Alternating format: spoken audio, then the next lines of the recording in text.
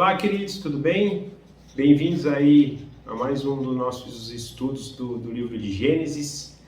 Nós vamos continuar hoje, então, esse estudo pelo capítulo 2 e orando, pedindo para que Deus traga transformação em nosso coração, para que Ele possa se revelar para nós, para que por meio dessa revelação, desse conhecimento de Deus, a gente possa cada vez mais segui-lo, amá-lo, contemplá-lo, viver uma vida de quem realmente entende que tem um Pai lá no céu cuidando dos seus filhos, da sua criação aqui na terra. Mas antes, vamos orar pedindo a orientação do Espírito Santo para que realmente a gente possa então usufruir de todas essas coisas. Papai, obrigado por mais essa semana que o Senhor nos abençoa, por mais uma vez o Senhor permitir estarmos aqui, o Senhor nos incentiva, o Senhor nos capacita, o Senhor está sempre nos direcionando para momentos como esse, ao qual, além de termos comunhão com o Senhor, termos comunhão com outros irmãos, podemos conhecer a verdade, podemos se debruçar em cima da Tua Palavra. Muito obrigado porque é o Senhor que nos enche o coração com esse desejo.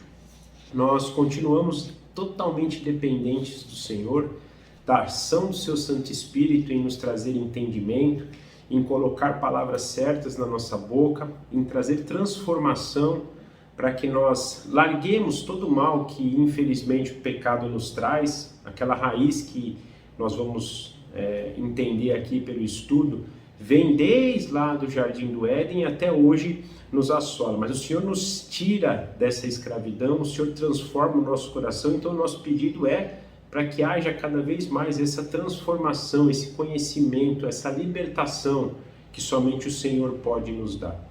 Nós pedimos humildemente a ação plena do Seu Santo Espírito, que Ele nos encha plenamente e nós, como submissos ao Senhor, possamos então caminhar, compreender e cada vez mais conhecer sobre o Senhor.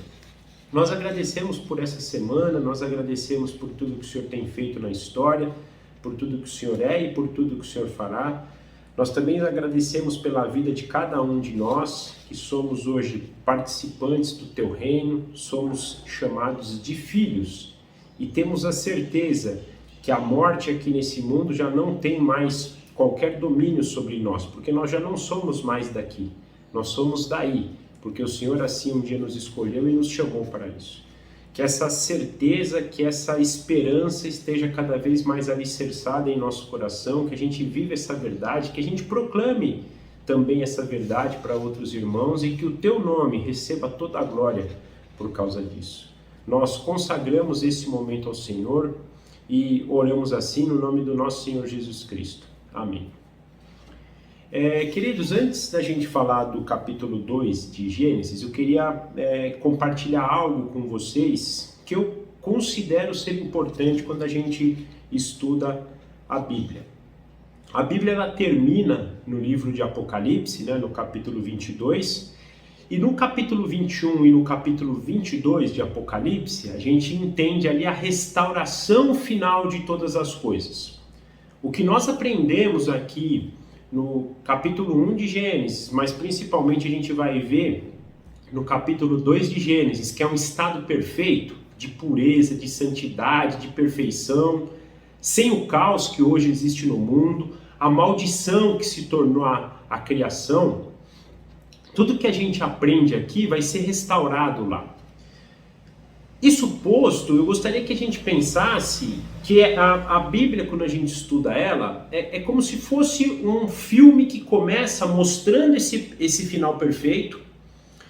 E aí, ele começa na primeira cena mostrando esse final perfeito, mas ele fala, mas para que você entenda esse final perfeito, eu preciso voltar milhares de anos lá atrás para explicar essa história. Então, a gente vai entender lá o final de tudo a partir da ótica vindo desde o começo. Engraçado que lá Jesus fala, eu sou o alfa e o ômega, o primeiro e o último. Então, é exatamente essa continuidade. A Bíblia é uma continuidade, desde Gênesis 1 até chegar em Apocalipse 22, dessa história que vai culminar na restauração final de todas as coisas. Mas mais importante de tudo isso é que em nenhum momento isso era desconhecido de Deus. Deus em nenhum momento foi pego de surpresa. Deus não foi pego de surpresa quando Satanás fez Adão pecar, Adão e Eva pecarem, ou quando Adão e Eva caíram. Deus não foi pego de surpresa com a maldade humana a ponto dele ter que trazer julgamento ali antes julgamento por meio do dilúvio, né? Salvando só a família de Noé. E durante toda a história, na história dele com Israel, na rejeição de Cristo, depois na proclamação do Evangelho, no nosso alcance. Então toda a história era conhecida de Deus já no momento que ele disse haja luz. Então lá no primeiro, quando Deus nos orienta ali pelo versículo 1 de Gênesis, a criação dos céus e da terra, Deus já sabia tudo isso. E na verdade, tudo isso que está escrito de Gênesis 1 até Apocalipse 20 tem o propósito de chegar no que nós vemos em Apocalipse 21 e 22. E Deus, na sua perfeição, na sua justiça, e para cumprir esse propósito, então, ele já tinha tudo isso de conhecimento. Então, tudo que a gente for estudar na Bíblia, a gente tem que olhar por essa ótica. E tudo deve apontar para aquilo lá. Naturalmente, nós hoje temos a revelação completa do plano de Deus por meio da Bíblia, que hoje se fecha no cânon bíblico, né, os 66 livros. Quem ia vivendo na história não teve essa revelação. Então, por exemplo, revelação completa, né? Então, por exemplo, o povo de Israel foi recebendo essa revelação paulatinamente. Então, quando eles saem do Egito e tomam posse da terra prometida, eles têm lá os livros que Moisés escreve, os 5 livros da lei, ao qual Gênesis está incluso. Depois, durante a história, vão se escrevendo os livros, né? Vão se escrevendo os livros, por exemplo, de Josué, que aí já é sobre a conquista da terra prometida. Depois dos livros de Juízes, onde a gente vai entender o período aí entre a conquista da terra prometida e o início do período dos reis de Israel. Depois a gente vai ver na história dos reis, pelos livros de Samuel, livros de crônicas, os livros dos reis. Temos alguns livros que nos dão alguns elementos, como o livro de Ruth, por exemplo, que nos ajuda também a entender. E daí, durante todo o relato bíblico, então, vai havendo essa revelação paulatina de Deus até chegar na época da vinda de Cristo, e aí com os apóstolos e aquelas outras pessoas que escreveram também por terem contato com os apóstolos ou com o próprio Jesus, a revelação do Novo Testamento, que termina em Apocalipse, que é o último livro que João nos deixa por intermediação de Deus na vida dele, e ali nós temos a revelação completa, mas apesar dela estar sendo revelada assim de forma paulatina para a raça humana, essa história já era totalmente escrita por Deus e revelada. A gente não pode esquecer, inclusive, que a própria escolha nossa, então, Deus lá em Gênesis 1 já sabia que um dia ele ia me escolher, já sabia que ia escolher um de vocês para ser filhos, para ser membros da família dele. Isso é importante, porque senão a gente às vezes vai olhar para a história e vai pensar que Deus se perdeu no meio do caminho, ou que as coisas se perdeu no sentido dele não ter controle sobre as coisas, né? Isso não é verdade. Deus tem controle pleno da história. Veja, o fato dele ter controle na história não tira a responsabilidade do homem e principalmente as consequências que as ações más da raça humana trazem, né? Porque senão a gente também vai ficar por um outro lado questionando Deus em tudo. Por que tem guerra? Por que tem pandemia? Por que tem fome? Por que tem desigualdade? E aí culpando Deus nessas coisas também. Mas isso é consequência da maldição. E nós vamos, não hoje, na semana que vem, estudar um pouquinho de como essa maldição entra no mundo. Isso é consequência da maldição. E agora Deus, depois que a maldição entra no mundo, ele tem esse trabalho de purificar o mundo para chegar lá, como eu digo em Apocalipse 21 e 22, no mundo que essa maldição vai ser extinta, que aí sim nós vamos ver a perfeição de Deus. Então, no propósito de Deus é nos mostrar tudo isso. E tem uma coisa que eu acho que a gente tem que sempre ponderar, que é a preparação, né, que Deus está fazendo para nós aqui. Nós vamos discutir muito sobre isso a semana que vem também, né? uma preparação que nos requer paciência, nos requer diligência, nos requer toda essa... estarmos atentos, vigilantes, porque é necessário que a gente tenha um conhecimento cada vez mais amplo da verdade, e aí nós temos que tomar cuidado, porque às vezes a verdade ela pode ser distorcida, né? Paulo até fala, né, para quebrar os sofismas, né, aquelas verdades, falsas verdades, né, coisas que parecem verdade, mas que no final não são a verdade de Deus propriamente dita. Então tem toda essa preparação, e é isso, né? Eu penso que a história ela vai se decorrendo para a gente se preparar para chegar naquele dia então onde tudo será restaurado, e nós vamos voltar ao que nós vamos estudar hoje no capítulo 2 de Gênesis, ok?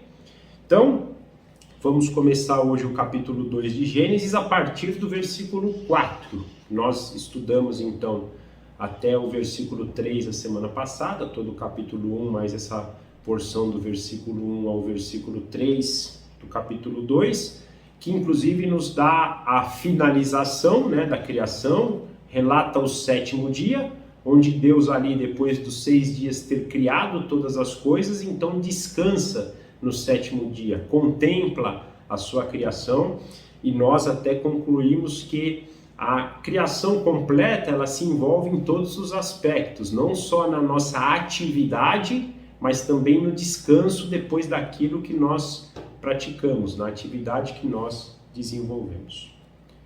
Então agora nós vamos estudar a partir do versículo 4. Então Gênesis 2, dos versículos 4 ao versículo 9, nos diz assim: Esta é a história das origens dos céus e da terra, no tempo em que foram criados. Quando o Senhor Deus fez os céus e a terra, ainda não tinha brotado nenhum arbusto no campo, e nenhuma planta havia germinado, porque o Senhor Deus ainda não tinha feito chover sobre a terra, e também não havia homem para cultivar o solo. Todavia, brotava água da terra e irrigava toda a superfície do solo. Então o Senhor Deus formou o homem do pó da terra e soprou em suas narinas o fôlego de vida, e o homem se tornou um ser vivente.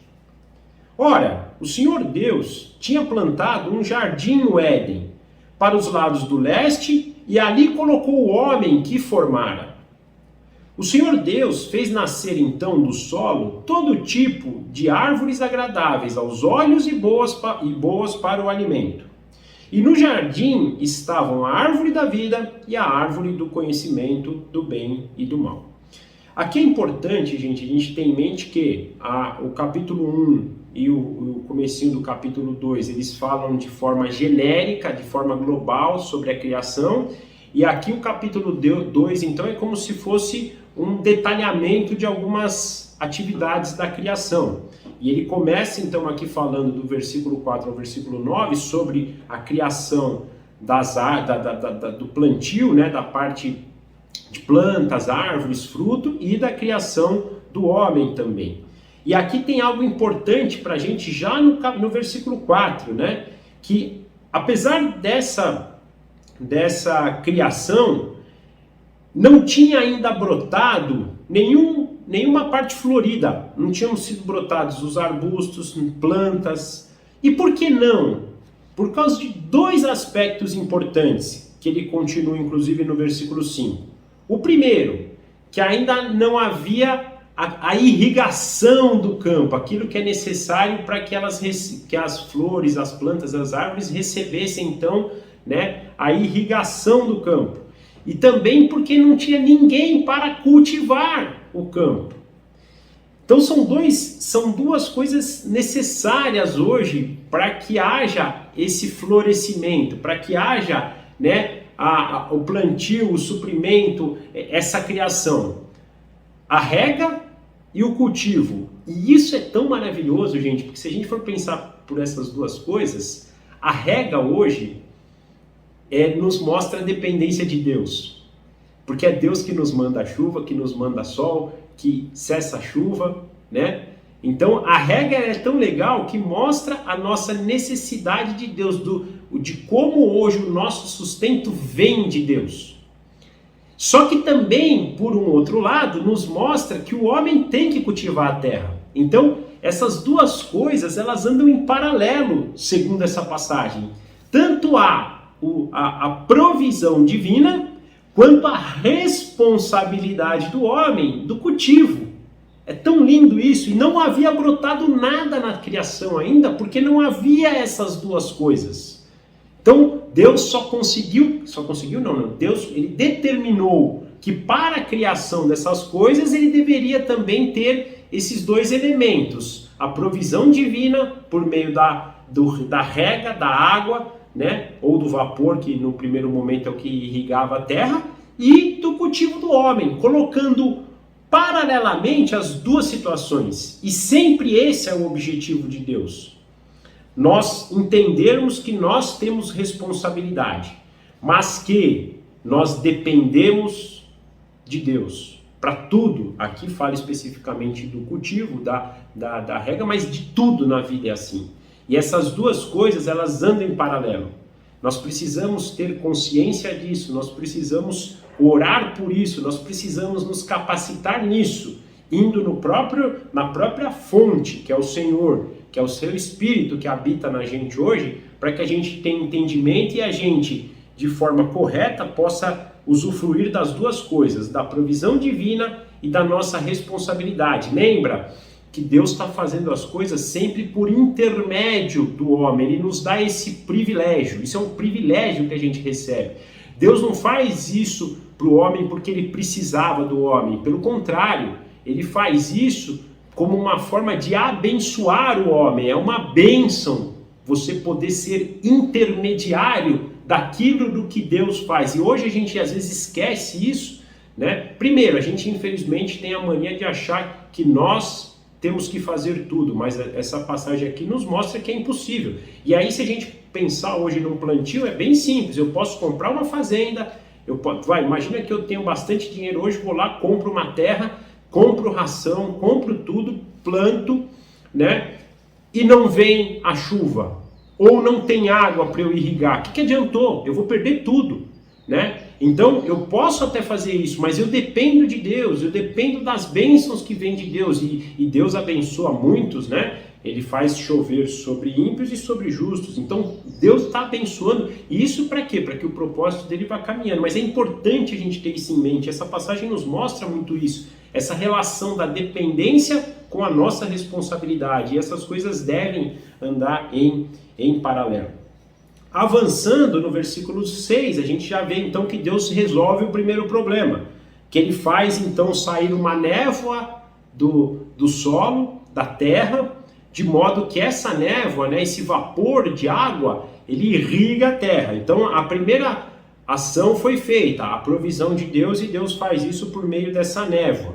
E no 7, ele fala então da criação do homem e cumpre então o outro lado. Então agora se tem a irrigação do solo e se tem alguém que vá cultivar, né, o solo, cultivar as plantas, as árvores. E aí a gente, então, pode caminhar, e Deus pode caminhar com a criação das árvores, das plantas, né? Agora, isso no versículo 7 é a criação do homem. Só expandindo um pouquinho aqui sobre a criação do homem, o que é mais bonito de tudo isso, né? É sobre a nossa criação. Então o Senhor Deus formou o homem do pó. Da mesma forma que a água veio do pó, nós também saímos da terra, né? Nós também saímos da terra, do pó da terra. Só que nós temos algo maravilhoso, porque ao sair da terra, Deus sopra em nossas narinas o fôlego de vida. E aí nós nos tornamos viventes, vivos. O maior sinal de dependência que nós temos de Deus é a nossa respiração, é o nosso fôlego de vida. A gente muitas outras coisas podem trazer a falência desse nosso corpo. Se o coração parar, se outras coisas pararem, mas a primeira coisa que nos tira é a falta de respiração, se a gente pensar. Se a gente parar de respirar, se Deus não der o ar que a gente respira todo dia, a gente morre, né? E essa é a maior... Então, quando eu aspiro, respiro, eu tenho que entender a necessidade, a dependência que eu tenho de Deus, e é esse Deus, porque foi por meio dele que nós temos esse fôlego de vida, nós recebemos a vida no sopro de Deus. É ele que é o sustentador da nossa vida, ele sustenta tudo, até o ar que a gente respira, e às vezes a gente menospreza isso, né? A gente tem que aprender a valorizar isso, porque até esse ar que a gente inclusive nem vê, né? É a bênção, é uma bênção, é uma riqueza tão grande, né? Que eu penso assim, se o ar fosse negociável, ele seria o bem mais caro que se tem, porque se alguém ficar 1 minuto sem respirar, morre, né? A gente pode ficar 3 dias sem comer, 3 dias sem beber água, mais dias até, né? Mas o ar não dá, se você ficar lá 10 minutos sem respirar, 5 minutos sem respirar, você morre, né? Então é um bem tão precioso, só que assim, como a gente não vê, não tem como negociar, né? Eu pôr uma garrafinha de ar e sair dando, que a gente, né? Apesar que a gente até percebeu, né, nesse momento de pandemia isso, né? Faltou-se respiradores e a Covid, uma das piores consequências era a falta de ar, né? Eu acho que influenciava aí o sistema respiratório. Quantas pessoas morreram por falta de respirador?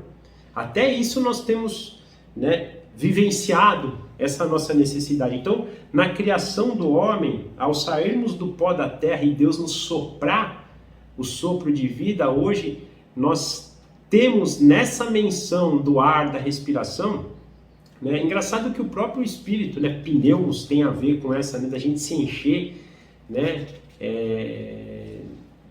desse ar de Deus, desse sopro de vida, né, que Deus nos traz, que também, honestamente, pode ter a ver também nesse sentido com essa questão, né, de Deus ter soprado nele o próprio Espírito, né, aqui também vai nos dar essa conotação.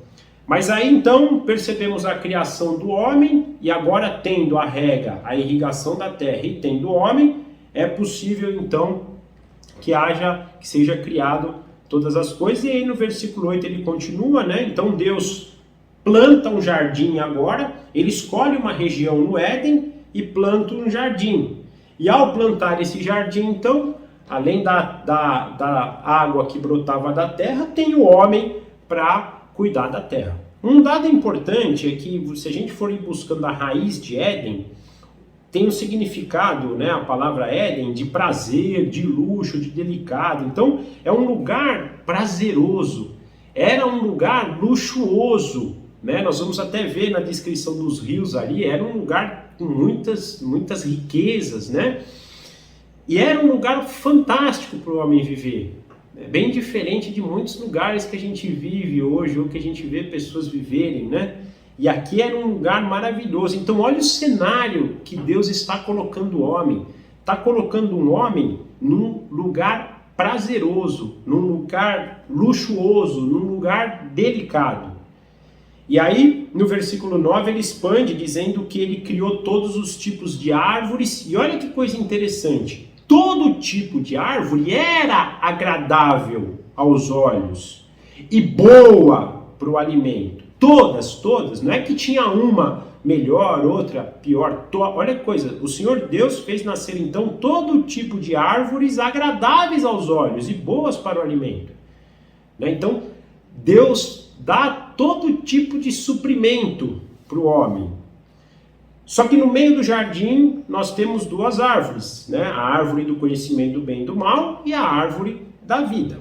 Então é importante que era um lugar perfeito, luxuoso, com todas as árvores boas e agradáveis, né, para o alimento.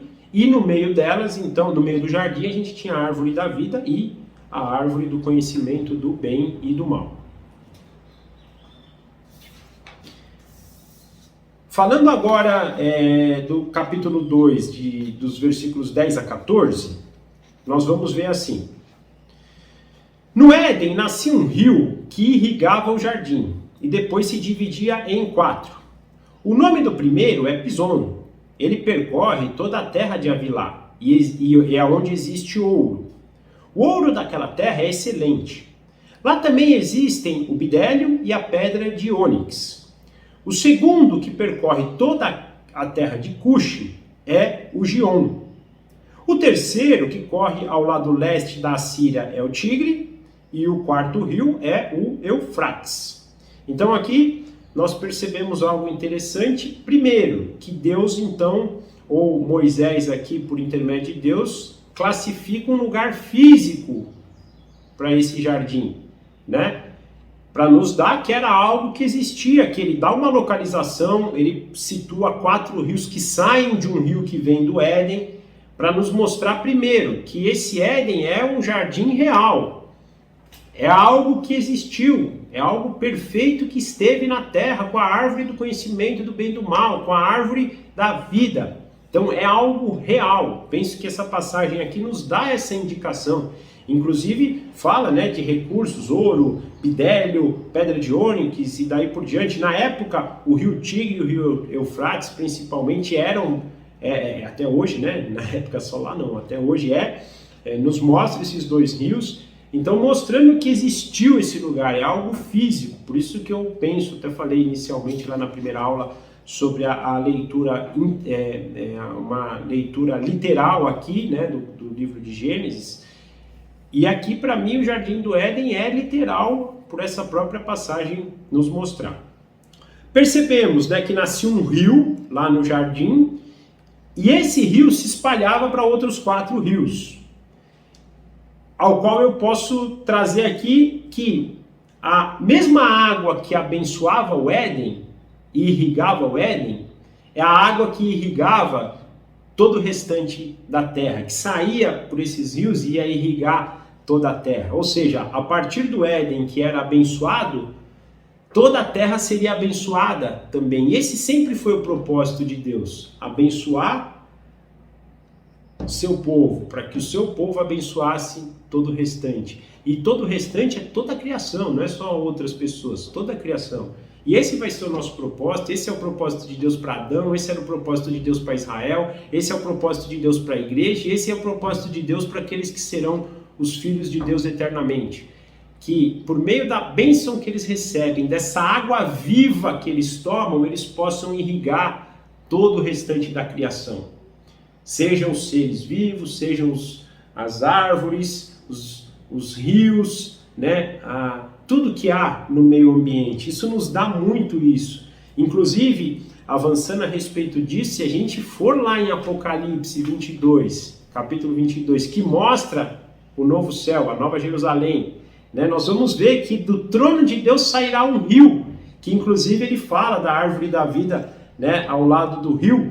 E é esse rio que vai irrigar toda a terra restaurada. É essa bênção que vem do trono de Deus, que abençoa os seus filhos, que abençoa todo o restante da criação. Penso muito nessa direção, dessa descrição aqui, né? E essa semelhança, mais uma vez lembrando, essa semelhança do Éden com a Nova Jerusalém, olha lá, nós falamos da árvore da vida, nós falamos aqui de um rio que, né, saiu dos 2 lugares, para a gente sempre ter esse lugar que um dia esteve na terra, vai voltar para a terra. Assim, vai voltar, como eu digo, hoje a árvore da vida está lá no céu. Não dá para a gente afirmar se o Éden inteiro subiu, se o Éden está aqui escondido, ou se só a árvore da vida subiu e vai descer. Eu só sei que o lugar daqui do Éden vai ser o lugar lá, porque a árvore da vida daqui vai ter lá, o rio que sai daqui é o rio que tem lá. O trono que Deus estabeleceu aqui no Éden é o trono que ele se estabelece lá na Nova Jerusalém. O Éden era o lugar que Deus escolheu para que por meio daquele lugar o homem pudesse governar como intermediário de Deus, abençoando todo o restante da criação. É a mesma coisa da Nova Jerusalém. Esse homem escolhido no Éden era Adão, que infelizmente falhou, mas veio o homem perfeito, Jesus Cristo, que é o segundo Adão, que vai reinar eternamente sobre todos nós. Por meio do seu reinado, ao qual virá da Nova Jerusalém o rio da água da vida, que aflui para toda a criação, vai nos dar a vida, dia após dia, eternamente. É lindo isso, né? Mas essa criação aqui, nesse primeiro momento, mostrando esse rio que irrigava e irrigava toda a terra. E aí ele dá aqui características também, como a gente falou ali, né, da delicadeza, da riqueza, da perfeição do jardim, né? O rio que percorre onde existe ouro, ali já falando das redondezas ali, né? Desses rios, o bidélio, a pedra de ônix, mostrando como a região ali era uma região extremamente abundante em beleza, em riqueza, né? Em singeleza. Era um lugar perfeito, gente, mas vai ainda ser de novo na restauração. Se a gente vê a descrição da Nova Jerusalém, a gente vai ver muito isso, as ruas de ouro parecendo espelho, é tudo lindo, é tudo lindo. A criação de Deus na história, sem a maldição humana, é maravilhosa. E aqui, nessas passagens, nós podemos perceber, né, o quanto, por meio dessa descrição, era um lugar maravilhoso, mas principalmente, como eu disse, era um lugar que era abençoado e tinha como propósito abençoar todo o restante da criação. Agora, avançando então no versículo 15 a 17, né? Então Gênesis 2, de 15 a 17, nós temos assim: o Senhor Deus colocou o homem no jardim do Éden para cuidar e dele cultivá-lo. O Senhor Deus ordenou ao homem: coma livremente de qualquer árvore do jardim, mas não coma da árvore do conhecimento do bem e do mal, porque o dia em que dela comer, certamente você morrerá. O versículo 15 nos mostra algo fantástico. Nós vamos ver no capítulo 3 de Gênesis a história da queda, e lá nós vamos perceber que por meio da queda o trabalho também passa a ser amaldiçoado, no sentido da gente não ter a mesma produção, da gente cansar, de ser um fardo para nós. Só que muita gente confunde que às vezes o pecado, o trabalho, ele vem depois do pecado. E que o trabalho é algo ruim, o trabalho para a gente é algo tão penoso hoje, tão custoso e tão improdutivo, que parece que é um fardo para nós, mas na verdade não foi assim desde o princípio. Deus, ele chama o homem, ele dá como missão para o homem cuidar e cultivar. O Senhor Deus colocou o homem no jardim do Éden para cuidar dele e cultivá-lo. Então aqui era um trabalho perfeito, era um trabalho produtivo, era um trabalho tranquilo, era um trabalho que não visava o desequilíbrio. O que é? Vou trabalhar muito para ganhar mais. A gente hoje distorceu esse aspecto de trabalho, de cultivo e de cuidado. Hoje qual que é o objetivo da nossa mente? Explorar, ganhar, maximizar os nossos resultados, porque ele virou tão improdutivo que eu quero ganhar cada vez mais. A ganância do meu coração transforma o meu trabalho em algo tenebroso, totalmente diferente do cuidado. E isso em todos os sentidos, porque isso nos faz trabalhar desequilibradamente, nos faz explorar a terra de forma muito desigual, muito tenebrosa, nos faz cada vez mais esquecer da relação com os nossos irmãos, com o próximo em favor do nosso, trazendo essa desigualdade, lugares que não tem nem onde, que não tem saneamento, que as pessoas não têm o que comer, enquanto tem lugares aí que as pessoas jogam o alimento fora, Então esse desequilíbrio, essa coisa totalmente contrária à verdade de Deus, e que infelizmente nós vivemos hoje, nos traz, isso é fruto da maldição, da queda, e nós vamos explorar bastante isso, mas por causa disso, porque a gente deixou de cuidar e cultivar, e aí quando a gente fala cuidar e cultivar, é da criação. O que isso quer dizer? Da natureza, do nosso próximo, é de todo mundo, para explorar. Então hoje qual que é o meu objetivo? Eu preciso explorar o máximo das pessoas para que, por meio do trabalho delas, eu seja, cada vez mais os meus resultados sejam maximizados, eu tenha mais lucro, tenha mais dinheiro. Se a gente tiver essa oportunidade, a gente vai fazer isso sempre. Eu vou explorar da terra o máximo possível, para quê? Para que eu possa ter mais resultados. Pessoas que hoje não têm cuidado nenhum, eu estou falando pessoas, nós às vezes, muitas vezes também, agimos assim, a gente não cuida da natureza. A gente usufrui, explora ela, e aí quando vem uma consequência, ainda culpa a Deus, porque veio um tsunami, a camada de ozônio está totalmente, cada vez pior, e aí a gente culpa a Deus por aquecimento global, por um monte de coisa. e é fruto da gente explorar e não da gente cultivar e cuidar daquilo que Deus criou e nos colocou para que nós governássemos junto com Ele. Gente, é sempre isso. Deus criou todas essas coisas para que por meio do nosso governo Ele pudesse se mostrar cada vez mais como esse Deus maravilhoso, de glória em glória, conhecendo cada dia mais a glória de Deus na criação e na perfeição desse governo, a gente pudesse cada vez mais usufruir disso. Essa é a tendência da vida eterna, conhecer Deus cada dia mais. O que vai ser na vida eterna? Por que nós não vamos cansar? Porque cada dia que a gente viver eternamente, a gente vai conhecer a glória de Deus por meio desse convívio perfeito, dessa criação plena, perfeita. De glória em glória nós vamos conhecendo Deus e nós vamos viver assim eternamente, cuidando, cultivando, que é a missão que Deus nos chamou. E olha que coisa interessante, né? Deus falou, olha, você tem um governo sobre tudo. E Deus deixou uma só exigência para eles. Comam de tudo, usufruam de tudo, todas as árvores são boas aos olhos e agradáveis, porém, só uma você não pode comer, que é a árvore do conhecimento do bem e do mal. E sabe por que você... Deus ainda... porque tem muita gente que fala, você não pode fazer esse ponto, né? Deus não, ele explica. Você pode comer de tudo, você pode usufruir de tudo, você só não pode comer daquela árvore do conhecimento do bem e do mal. Por quê? Porque o dia que você comer dela, você vai morrer. Então, não é assim, não come, ponto, como um ditador, né? Uma pessoa autoritária. Pelo contrário, ele falou, olha, você não pode comer dela, porque a consequência de você comê-la é a morte.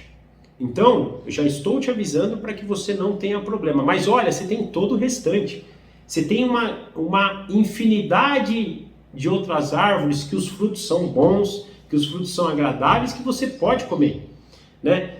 É interessante isso, né? Porque às vezes a gente podia pensar, vai ver que ela era a árvore boa de comer e agradável aos olhos, e as outras não, né? Então por isso que isso chamou a atenção dele, mas não eram, todas eram. Só que Deus dá inclusive essa explicação para eles, e nós vamos ver que infelizmente eles não obedecem a essa explicação. Mas até aqui então nós percebemos isso, né? Que Deus então permite que eles pudessem comer de tudo, exceto da árvore do conhecimento do bem e do mal. Capítulo 2 agora, dos versículos 18 a 20, Gênesis 2, 18 a 20. Então o Senhor Deus declarou, não é bom que o homem esteja só. Farei para ele alguém que o auxilie e lhe corresponda. Depois que formou a terra, de todos os animais do campo e todas as aves do céu, o Senhor Deus os trouxe ao homem para ver como este lhes chamaria. E o nome que o homem desse a cada ser vivo, esse seria o seu nome. Assim o homem deu nomes a todos os rebanhos domésticos, às aves do céu e a todos os animais selvagens. Todavia não se encontrou para o homem alguém que lhe auxiliasse e lhe correspondesse. Versículo 18 nos mostra que não é bom, ele fala assim, né, não é bom que o homem esteja só. E eu penso assim, eu já ouvi até algumas pregações a respeito disso. Deus criou o homem, a sua imagem é semelhança. Só que quando ele criou o homem, ele falou, peraí, está faltando algo. Porque para a gente ser a imagem, a gente ser semelhança de Deus, nós não podemos ser um. Porque Deus não é um. Deus no sentido, né, do Pai, do Filho e do Espírito Santo, da Trindade. É um único Deus, mas subsistente em 3 pessoas. Pai, Filho e Espírito Santo, isso desde a eternidade. Então quando Deus olha e fala, peraí, nós somos 3. Inclusive, né, a gente percebe muito lá no versículo 1, quando Deus fala, façamos o homem a nossa imagem e semelhança, isso já nos mostra que eram os 3 ali, né? Então é importante isso, quando Deus olha para o homem e fala, não, está faltando algo, que para que ele seja a nossa imagem, nossa semelhança, ele não pode ser um, não existe unidade, existe comunidade. Para sermos parecidos com Deus, devemos viver em comunidade e não em unidade. Porque é assim que Deus vive, Pai, Filho e Espírito Santo. Então Deus olha e fala, não é bom que ele esteja só. Nós precisamos ter alguém com ele, para que auxilie ele, para que corresponda a ele. Gente, pensa bem. Imagina você viver sozinho no mundo, que não haja correspondência. né? Uma pessoa para você amar, para que seja amado, para que você converse, para que você ouça, para que você cresça. Não dá, é impossível. A gente tem que se relacionar, não tem como viver sozinho. E o versículo 18 vai no cerne da questão. Não é bom, não dá para viver só. Tem que ter alguém para se corresponder. E aí Deus, percebendo isso, então começa a trazer, né, todos os animais do campo e apresenta eles diante do homem e dá a oportunidade, quando eu digo até de sermos intermediários, olha que coisa interessante, que Deus dá a oportunidade de o homem nomear cada um dos animais, mais uma vez mostrando que Deus está reinando lá do seu trono, mas é por intermédio do homem que ele quer agir. Deus não é aquele mandão que só quer mandar, pelo contrário, ele quer que nós participemos da sua história, nós participemos daquilo que ele cria. E aqui ele dá aqui a oportunidade para o homem, nomeie os animais do campo. E aí nós vamos perceber no 20 que o homem nomeou cada um dos animais. Então, o homem participando da história da criação de Deus. E é o privilégio que Deus nos dá hoje, é o privilégio que ele sempre tem dado para todos os seus filhos, de participar com ele da história. Não porque Deus precisa da gente, mas é porque ele quer nos dar o privilégio da gente poder participar daquilo que ele tem criado. Então, quando Deus quer que nós reinemos com ele, e nós vamos reinar com Cristo, é para a gente ter este privilégio. E é importante que a gente sempre lembre disso, não dá para fazer isso de forma só. Não há um rei, não vai ter um rei eternamente. Seremos todos nós sacerdotes e reis com Cristo, para que por meio dessa correspondência, para que por meio do auxílio, nós possamos então viver. Isso é importante para a gente trazer na nossa vida, gente. O auxílio é necessário que a gente sempre pense que não dá para viver sem auxílio, não dá para viver sem correspondência. E daí, tendo isso, nós reinaremos com Deus e Deus nos dá essa oportunidade, então, de participar. E aqui ele deu a oportunidade para Adão de nomear, então, todos os animais, sejam eles do campo, sejam eles do céu, e Adão assim o fez. Mas mesmo depois de fazer tudo isso, Deus ainda olhou e viu, olha, mas não tem ninguém que se corresponde com ele ainda. Né? A mesma alma vivente, da mesma forma, com o mesmo discernimento, que haja essa correspondência, né? Uma correspondência que vai produzir efeitos em todos os sentidos. Então Deus olhou para a criação e não encontrou ninguém. E aí nós vamos perceber que é necessária uma correspondência também conforme a imagem e semelhança e aquilo que Deus também nos criou, a imagem e semelhança dele. Para quê? Para que essa correspondência seja do mesmo nível, né? Então Deus olha para a criação e não encontra ninguém que consiga vir com o mesmo nível de auxílio e com o mesmo nível de correspondência. Isso não quer dizer que a criação, a gente não se corresponda com ela e ela não nos auxilie. Nós usamos animais, por exemplo, né? E eles usavam aqui na época também para o arado, para transporte, para tantas outras coisas. Há uma correspondência nossa com os animais, né? Por exemplo, quem tem cachorro cria um amor maravilhoso, cuida dos seus cachorros. Os cachorros são seres fantásticos, né? São amigos, companheiros, né? Os nossos cachorros aqui, eles querem estar com a gente todo momento. É uma fidelidade fantástica. Mas é uma correspondência, é um auxílio limitado. E Deus percebe isso aqui então, né? Aí então nós avançamos para a parte final do capítulo 2, do versículo 21 a 25, que nos diz assim: Então o Senhor Deus fez o homem cair em profundo sono, e enquanto este dormia, tirou-lhe uma das costelas, fechando o lugar com carne. Com a costela que havia tirado do homem, o Senhor Deus fez uma mulher e a trouxe a ele. E disse então o homem: Esta sim é osso dos meus ossos e carne da minha carne. Ela será chamada mulher, porque do homem foi tirada. Por esta razão, o homem deixará pai e mãe e se unirá à sua mulher, e eles se tornarão uma só carne. E o homem e a sua mulher viviam nus e não sentiam vergonha.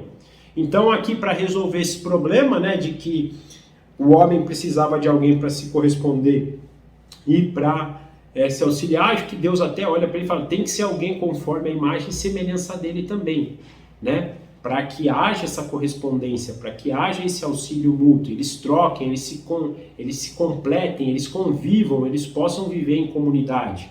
Então Deus faz Adão cair no sono, tira uma parte dele aqui da costela, recompõe isso de forma perfeita com carne, até deixa um sinal, né, fechando no lugar dessa costela só com um pedaço de carne, e por meio disso cria então a mulher. E ao criar a mulher, Deus então traz ela para o homem, para Adão.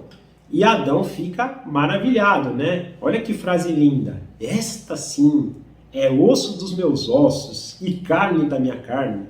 Ela se chamará mulher. Aí tem algumas traduções que falam varoa, né? O homem é varão e a mulher varoa, porque foi do homem tirada, ou seja, ela é da mesma condição, é a imagem, é a semelhança, ela consegue se corresponder, o auxílio dela vai ser um auxílio correspondente, né? E vai poder, então, eles vão poder viver em comunhão.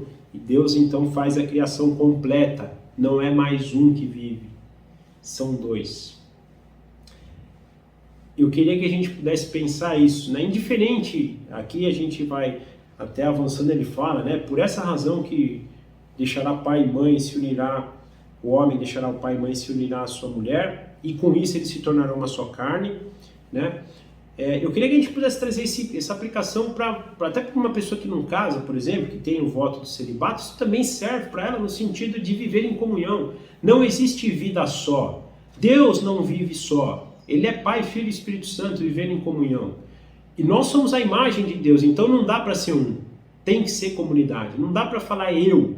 Tem que falar nós. Os nossos planos vão ser sucedidos, gente, quando a gente parar de pensar no singular e pensar no plural. Então, hoje a gente vê uma destruição da família, uma destruição dos relacionamentos por causa do eu. Então, o marido chega em casa, o meu sonho é, o meu trabalho é, o meu sustento é, sendo que o correto era eles sentarem como família o nosso sonho o nosso trabalho produz isso, os nossos recursos servem para isso, nós servimos a Deus assim. Então, nós precisamos começar a praticar essa cultura do nós, porque o objetivo de Deus é comunhão, é comunidade, e não é indivíduo, e não é pessoal. Nós temos relacionamentos e momentos pessoais, mas o nosso chamado principal é para sermos uma só carne. Nós seremos assim eternamente, um só com Deus e Deus um só com todos nós, e nós todos um só. Esse é o chamado da igreja, ser um povo, um corpo. Não é à toa que a gente vai estudar lá o Novo Testamento e uma das coisas mais usadas é essa, a figura do casamento que nos traz a ser uma só carne, a figura de um corpo, ou seja, todos nós unidos. E aqui é a primeira alusão a isso. Não dá para viver sozinho, não dá para viver fora do corpo, não dá para viver fora de uma união. Se a gente vive assim, nós não estamos cumprindo o propósito para que fomos chamados. Se a gente vive assim, nós não somos a imagem e semelhança de Deus, porque Deus são três em um. É um Deus, mas são três pessoas, Pai, Filho e Espírito Santo. Então não dá para a gente viver fora disso. Mais uma vez, não precisa ser por meio de um casamento. Tem gente que o chamado delas é para não casar, faz parte. E isso tem a ver com o quê? Que viver com outros irmãos. É um casamento que eu penso até mais lindo, porque é um casamento com Cristo, na obediência em Cristo, mas que vai servir Cristo através de uma vida num corpo que foi escolhido por Cristo. Isso é lindo, gente, mas por essa razão deixará o homem a sua casa e se tornarão uma só carne. A gente quer entender a vida da Trindade, é entender um casamento ou um relacionamento mesmo um relacionamento de amizade, né, próximo, é isso, quando a gente entende ser uma só carne. Não quer dizer que nós não vamos ter diferenças. A gente vê que Jesus lá no Getsemane aponta lá uma vontade diferente do Pai, só que Jesus, ele entende que a vontade do Pai é superior, perfeita, santa, agradável, e entrega a vontade dele para o Pai. É isso. Vai haver vontade diferente em dado momento, mas uma só carne se concilia, uma só carne se aconselha, uma só carne se corresponde. Esse é o cenário para a gente, um chamado de viver uma só carne. Uma só carne não é um mandando, o outro obedecendo, ou vice-versa. Uma só carne é a conciliação. Vão haver momentos diferentes, vão haver momentos de discordância, mas há uma união na decisão, uma união no caimento. E por fim ele termina falando que era um estado de perfeita pureza. O homem e a sua mulher viviam nus e não sentiam vergonha. Gente, que lindo, que lindo. Dá pra gente pensar nisso, você olhar uma outra pessoa sem zero de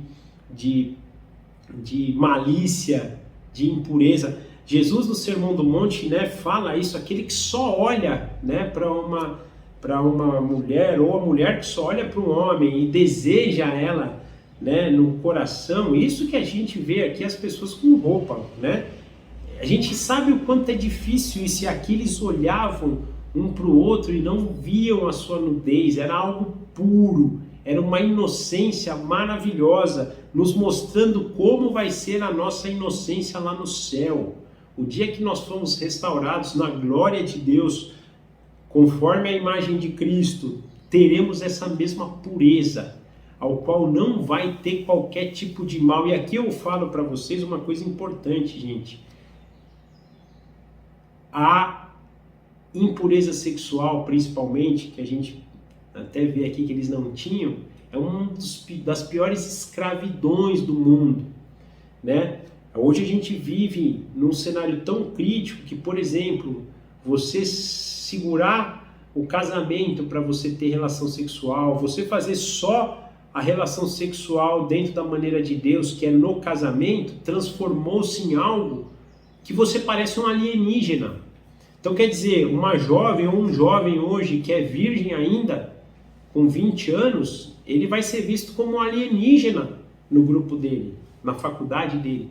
Existem até correntes hoje que estão lutando por isso, mas é muito menor do que a quantidade de pessoas que incentivam o sexo, né? O sexo até depois de divorciados, que é também divorciados sem casar de novo, né? Sem regularizar a situação.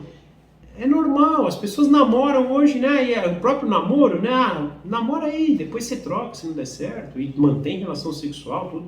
E isso sem contar na rua, né? Os assédios, todas essas coisas que acontecem por essa impureza. Só que essa impureza um dia vai ser extirpada do nosso coração. Essa impureza um dia vai se transformar em pureza, e nós vamos olhar para os nossos irmãos nus, sem qualquer malícia, sem nada que, né, nos desbonifique. Como diz então Jesus no Sermão do Monte, né, a gente vai olhar e não vai desejar, nós vamos ser puro de coração. E aqui era como vivia então Adão e Eva, com essa pureza. Bem, terminamos então hoje o capítulo 2.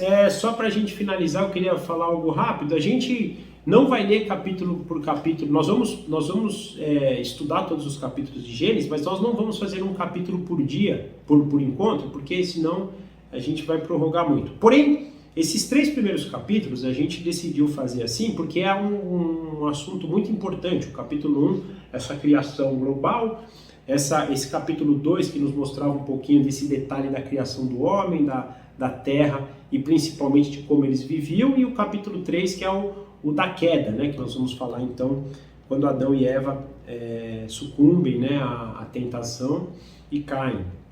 Então esses 3 capítulos sim, depois a gente vai avançar um pouquinho e aí vai falando um pouco em blocos, né?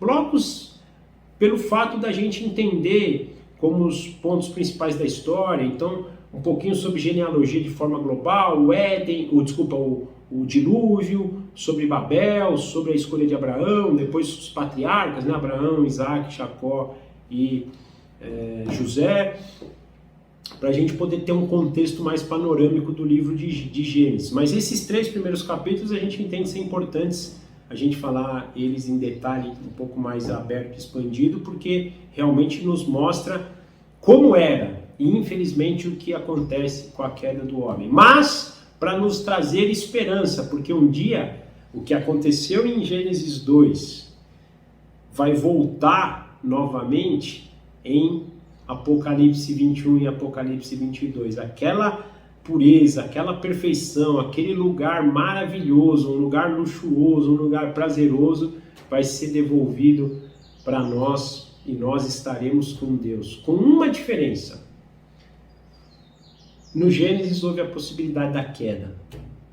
Na Nova Jerusalém não vai ter essa possibilidade. Lá nós vamos ter a garantia plena de que nós vamos viver eternamente no estado de pureza, sem chance de cair novamente. Que esse seja o desejo do nosso coração, que a gente possa esperar por isso ardentemente, viver por isso, como Abraão vivia esperando pelaquela cidade, vivia como peregrino aqui nessa terra, esperando por aquela cidade onde Deus é o arquiteto e o construtor. Nós possamos da mesma forma viver aqui esperando, porque nossa terra não é aqui, nossa casa não é aqui. Nós somos chamados para Nova Jerusalém, que é aquilo que a gente tem aprendido um pouquinho aqui no Gênesis. Amém? Eu vou orar então, finalizando, e aí a semana que vem a gente se encontra novamente.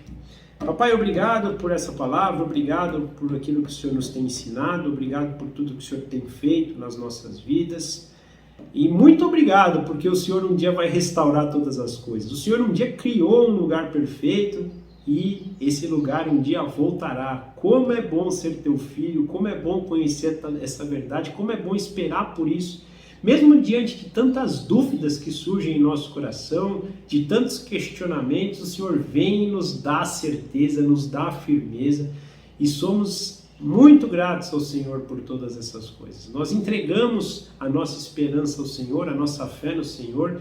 Por favor, nos dirija, nos capacita, nos enche com o seu Santo Espírito para que a gente conheça cada vez mais sobre isso, que a gente possa gozar de toda a paz daqueles que esperam por isso, que nós sejamos cada vez mais participantes do teu reino, que já é, né, entre nós, que a gente já usufrua da eternidade, que é conhecer o Senhor dia após dia, glória após glória, e que o nosso coração busque, glorifique, honre, louve, ame, devolva para o Senhor tudo aquilo que o Senhor nos tem abençoado. Que o Senhor traga ao nosso coração esse desejo de abençoar, assim como o Senhor nos tem abençoado. Por favor, nos capacita para isso, porque nós dependemos do Senhor, que nós tenhamos entendimento das tuas provisões e da nossa responsabilidade em receber estas provisões, que nós sejamos intermediários do Senhor, participemos da tua criação, assim como o Senhor nos tem designado. Consagramos a nossa vida ao Senhor, consagramos essa semana ao Senhor, que nós possamos na semana que vem nos encontrarmos novamente, estudar mais um pouquinho da tua palavra. Muito obrigado por tudo e nós oramos em nome de Jesus. Amém. Tchau, gente. Obrigado. Forte abraço a todos aí.